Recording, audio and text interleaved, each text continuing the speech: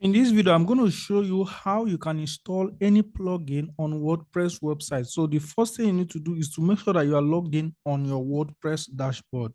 Once you do that, you come over to the plugin, click on this plugin, then you're going to see this add new plugin. Click on that add new plugin, and it's going to show you a column where you can type in any name of plugin that you want to install. So you have to know the name of the plugin. For me, I want to install a plugin called WPForm.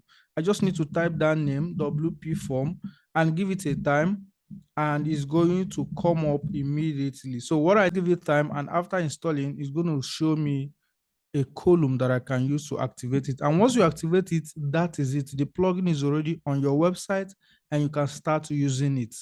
Once it has already finished installing, you simply need to click on activate. So it's going to activate right now. And once it is done, you will now be able to start using that plugin on your website. That is it. Voila. So anytime you want to install plugin on your WordPress, this is the method that you need to follow. Thank you for watching this video. Kindly like and subscribe if you find this video helpful. I will see you in the next video.